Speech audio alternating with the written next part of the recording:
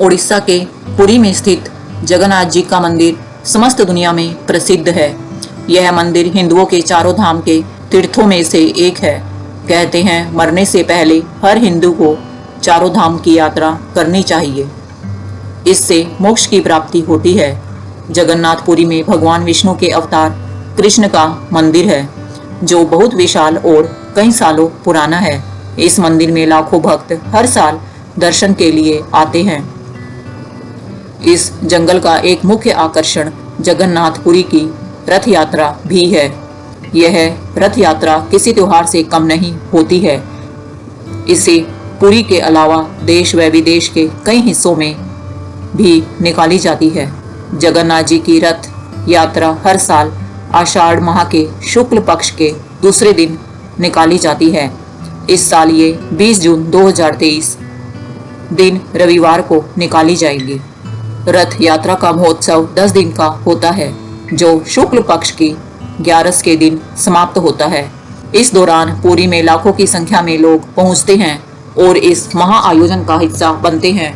इस दिन भगवान कृष्ण अपने भाई बलराम व बहन सुभद्रा को रथों में बैठाकर गुड़िचा मंदिर ले जाया करते थे। तीनों रथों को भव्य रूप से सजाया जाता है, जिसकी तैयारी महीनों पहले से शुरू हो जाती है। दोस्तों, इस रथ यात्रा से जुड़ी बहुत सी कथाएं प्रचलित हैं, जिसके कारण इस महोत्सव का आयोजन किया जाता है। आइए जानते हैं। कुछ लोगों का मानना है कि कृष्ण की बहन सुभद्रा अपने मायके आती है और अपने भाइयों से नगर भ्रमण की इच्छा व्यक्त करती है। तब कृष्ण बलराम सुभद्रा के साथ रथ में सवार होकर नगर घूमने जाते हैं। इसी के बाद से रथ यात्रा का पर्व शुरू होता है। इसके अलावा कहते हैं गुड़िचा मंदिर में स्थित भगवान कृष्ण की मासी है, जो तीनों को अपने घर आने का निमंत्रण देती है। श्री कृष्ण बलराम सुभद्रा के साथ अपनी मासी के घर 10 दिन के लिए रहने जाते हैं। एक अन्य कथा के अनुसार श्री कृष्ण के मामा कंस उन्हें मथुरा बुलाते हैं। इसके लिए कंस गोकुल में सारथी के साथ साथ रथ भिजवाते हैं।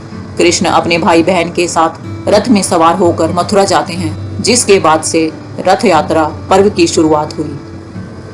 कुछ लोगों का मानना है कि इस दिन श्री कृष्ण कंस का वध करके बलराम के साथ अपनी प्रजा को दर्शन देने के लिए बलराम के साथ मथुरा में रथ यात्रा करते हैं। कृष्ण की रानियां माता रोहिणी से उनकी रासलीला सुनाने को कहती है। माता रोहिणी को लगता है कि कृष्ण की गोपियों के साथ रासलीला के बारे सुभद्रा को नहीं सुनना चाहिए, इसलिए वो उसे कृष्ण बलराम के साथ रथ यात्रा के लिए भेज देती है। तभी वहां नारद जी प्रकट होते हैं। तीनों को एक साथ देख वे प्रसन्नचित्त हो जाते हैं और प्रार्थना करते हैं कि इन तीनों के ऐसे ही दर्शन हर साल होते रहे। उनकी यह प्रार्थना सुन ली जाती है और रथ यात्रा के द्वारा इन तीनों के दर्शन सबको होते रहते हैं।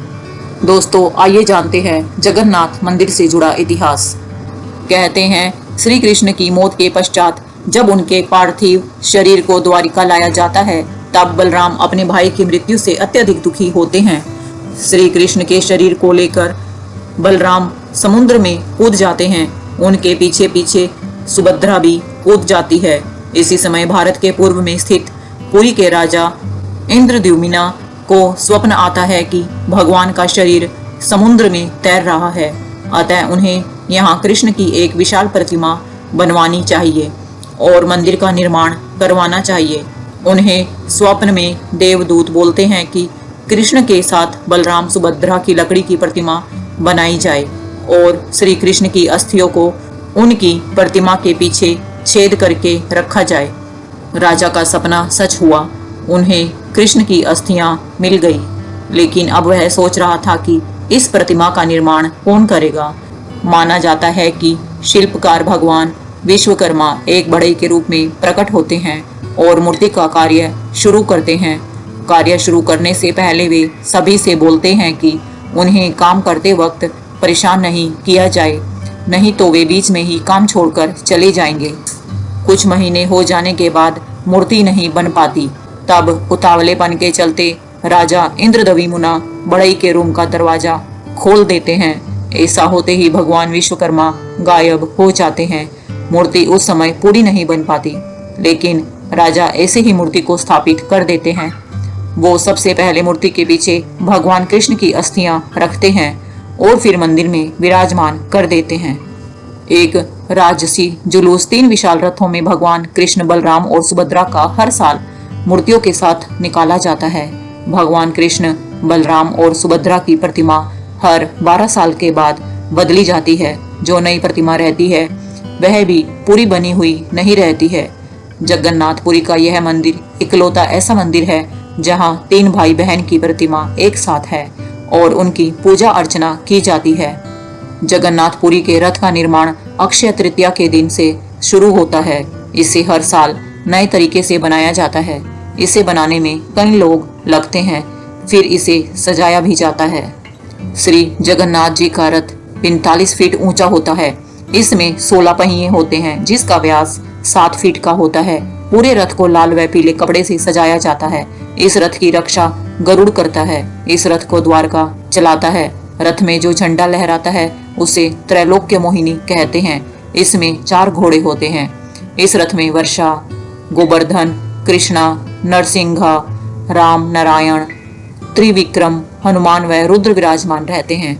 इसे जिस रस्सी से खींचते हैं उसे शंखचूड़ा नागनी कहते हैं।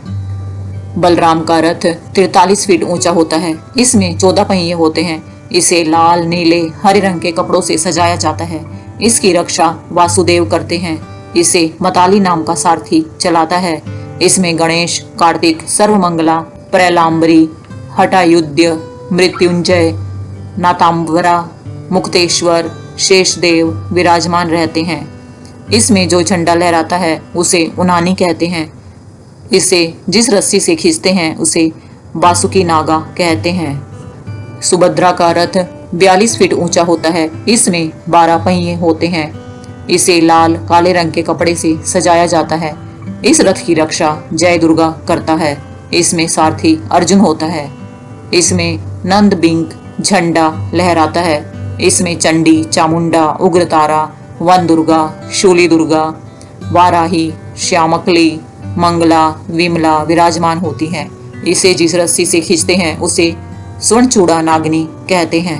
इन तीनों रथों को हजारों लोग मिलकर खींचते हैं। सभी लोग एक बार इस रथ को खींचना चाहते हैं क्योंकि इससे उन्हें लगता है कि उनकी सारी मनोकामनाएं पूरी होती हैं।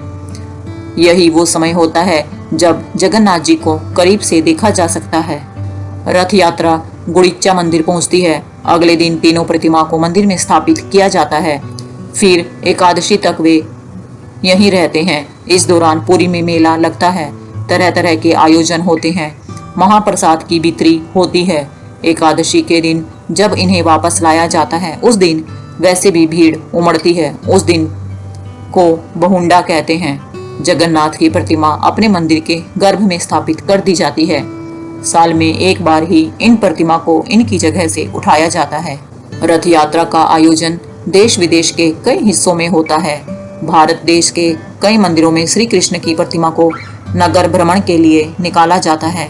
विदेश में इस्कॉन मंदिर के द्वारा रथ यात्रा का आयोजन होता है। 100 से भी ज्यादा विदेशी शहरों में इसका आयोजन होता है। ऐसा माना जाता है जगन्नाथ भगवान के दर्शन मात्र से ही मोक्ष की प्राप्ति होती है। तो बोलो जगन्नाथ भगवान की जय।